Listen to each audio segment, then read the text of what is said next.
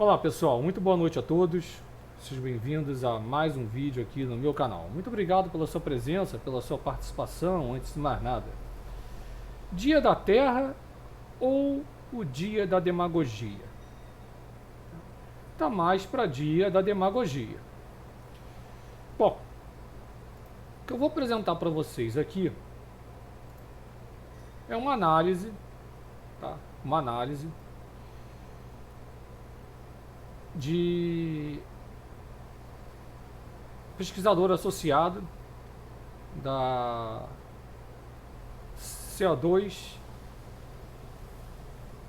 do CO2 coalizão do CO2, traduzindo, de Virgínia, tá? Possui mestrado em ciências ambientais pela Universidade de East Anglia, na Inglaterra, e reside na Índia.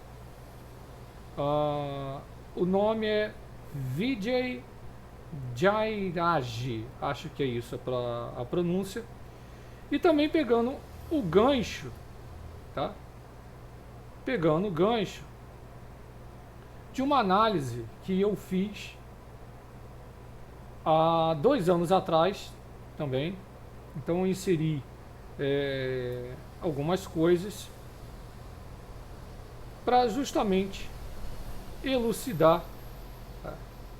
E colocar aqui para vocês justamente o porquê que o nome está errado. É dia da demagogia. Ora, o Dia da Terra pode ser um evento para as pessoas fazer aquela pausa, tomarem nota do valor da saúde ecológica, etc. No entanto, esse dia foi sequestrado por ambientalistas radicais, formuladores de políticas para promover tecnologias primitivas e destrutivas, sim, para lidar com uma emergência climática inventada. Um conto. Uma simples busca no Google por Dia da Terra rende várias explicações, várias. Algumas falam que é um evento anual em 22 de abril, agora, foi recente, para demonstrar apoio à proteção ambiental, realizado pela primeira vez em 22 de abril de 1970. Isso soa bastante, assim, para mim, de forma estranha. Um Dia da Terra adequado pode ser aquele que exige, aí partindo para a Terra mesmo, e não o planeta, água e ar mais limpos, onde a poluição, aí sim é realmente um problema. Esquece o CO2. O CO2 não é poluente. Tá? No entanto, nos últimos 50 anos, por aí, o movimento ambientalista mais frequentemente usou o dia para promover as filosofias pseudocientíficas e anti-humanistas sobre o uso de recursos naturais. As décadas de 70 e 80 foram marcadas por alegações de que a crescente população mundial estava destruindo o meio ambiente e ameaçando a própria existência da vida humana. A apocalíptica bomba populacional do Sr. Paul Ian Ehrlich foi adotada por ambientalistas que alimentavam os temores de escassez de alimentos e colocavam a fome como sendo uma coisa certeira. É óbvio que a fome hoje se expandiu em vários locais do mundo, inclusive aqui no nosso país, mas muito mais por problemas, aliás, totalmente por problemas de acesso à alimentação e distribuição, mas muito mais de acesso. No entanto, tudo provou ser um falso susto, pois a engenhosidade da Revolução Verde produziu o que a gente chama de explosão de produtividade agrícola por meio de variedades de plantas de alto rendimento, os pesticidas, os defensivos agrícolas que tanto são demonizados, e outras inovações tecnológicas e biotecnológicas. Os seres humanos, hoje, desfrutam de uma qualidade de vida melhor do que nunca, com maior acesso à água potável, alimentos nutritivos, sistema de energia eficientes para residências e indústrias. Da mesma forma, o medo da chuva ácida dos ambientalistas, lembram-se disso? Nas décadas de 70, 80, acabou sendo um fenômeno natural, envolvendo escoamento de, vamos dizer assim, entre aspas, dos solos ácidos em locais limitados, ao invés daquela ameaça mundial imposta pela queima do carvão que eles evocavam. Assim, a multidão que está caindo do céu, vamos dizer assim, ironicamente, seguiu em frente. A chuva ácida, as explosões populacionais, já são aqueles contos ultrapassados. As mentiras de ambos são ignoradas em favor de novas falsidades, de novas ideias. Cada vez mais, desde o final da década dos anos 80, o chamado aquecimento global, que como não deu certo, agora chama-se mudanças climáticas, também conhecido, né, por esse termo, tem sido a obsessão de alguns. Nos últimos 15 anos, a ameaça existencial desse aquecimento feito pelo homem tem sido facilmente a questão ambiental dominante. É ele que influencia a política internacional, se infiltra em quase todas as áreas de nossas vidas. Não é de surpreender que a preocupação com o clima também domine o Dia da Terra. E é aqui que as pessoas do mundo em desenvolvimento têm um sério problema com a forma moderna dessa celebração que ambientalistas radicais piratearam para causar medo e justificar as políticas restritivas. Um verdadeiro Dia da Terra iria celebrar, sabe o quê? Planeta. Ia celebrar o dom da vida. Seus participantes não estariam fazendo exigências para que as pessoas do terceiro mundo abdicassem de seu acesso legítimo a recursos de energia orgânica abundantes e prontamente disponíveis, seja o carvão, o petróleo, o gás natural, lembrando que a matriz sólida, segura e não intermitente são essas citadas.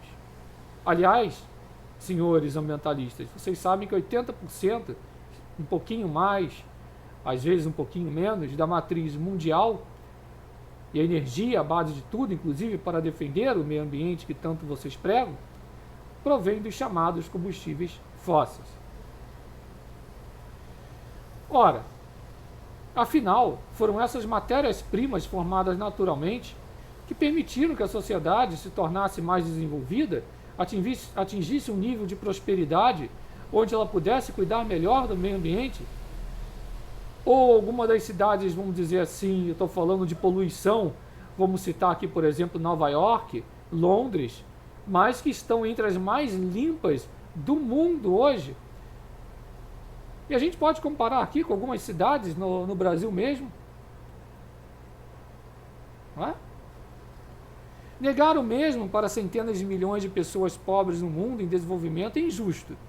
Além disso, por causa das tecnologias que permitem que o carvão e outros combustíveis sejam queimados de forma limpa, sim, de forma limpa, porque existem tecnologias para a queima justamente dos combustíveis utilizando tecnologias altamente aprimoradas. Não posso deixar de citar aqui que a Europa já utiliza o Euro 6 nos motores a diesel. Pesquisa. Entidades estrangeiras que tentam restringir esse uso em favor de turbinas eólicas ou painéis, chamados painéis solares, que são caros e não confiáveis, é o chamado imperialismo ecológico, que condena milhões à pobreza e uma morte prematura, que também já foi citado aqui no canal. Então, nesse Dia da Terra, mais de 1 bilhão de pessoas, por exemplo, na Índia, elas são gratas, sim, pela dádiva ou pelas dádivas do carvão, do petróleo e do gás natural.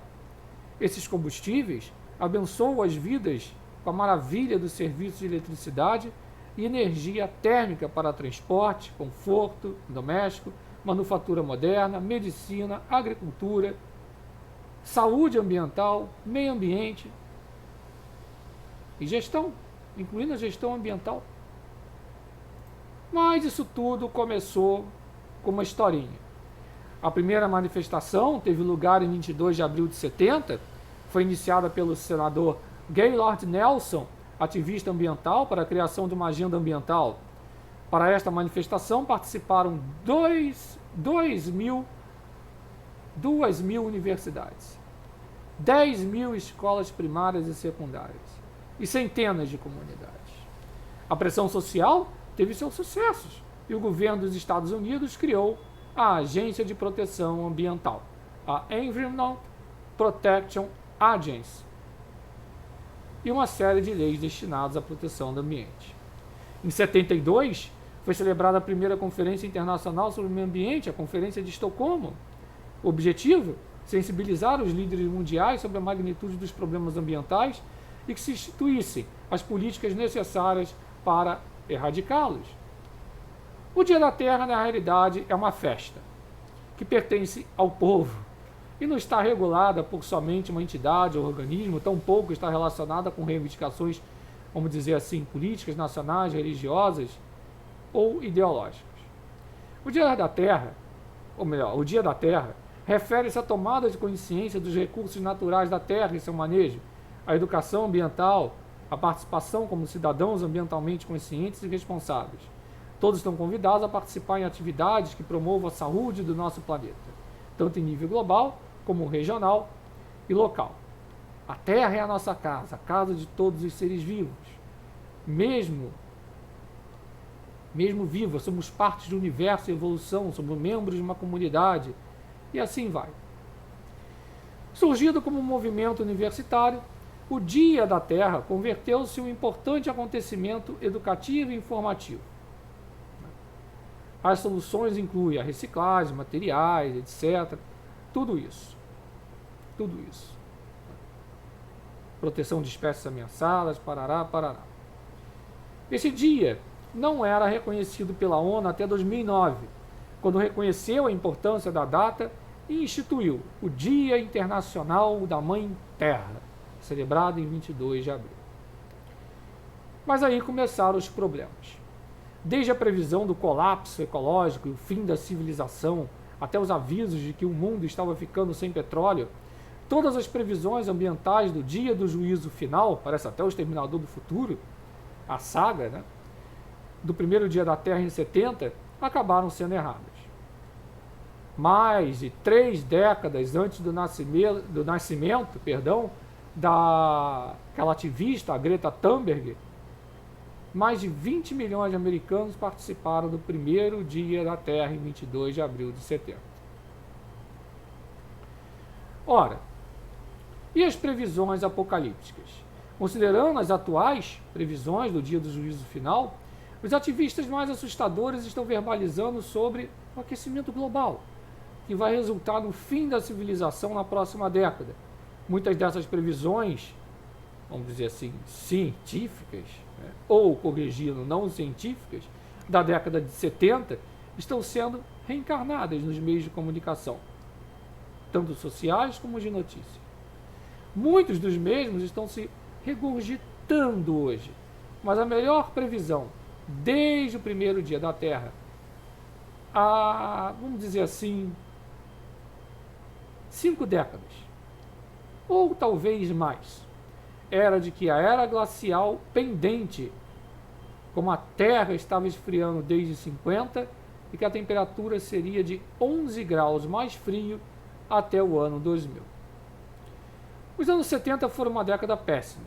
Filmes embaraçosos, aquela música horrível que refletia o clima nacional do Dia do Juízo Final, após uma guerra impopular, intermináveis escândalos políticos e uma economia vacilante.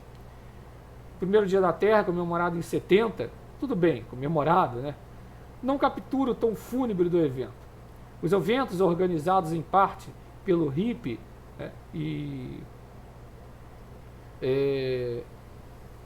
o Ira Einhorn previam morte, destruição, doença, a menos que fizessem exatamente como ordenavam.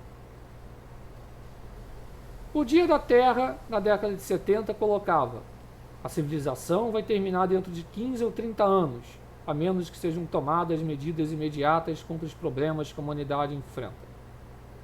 Sr. George Walsh, biólogo de Harvard.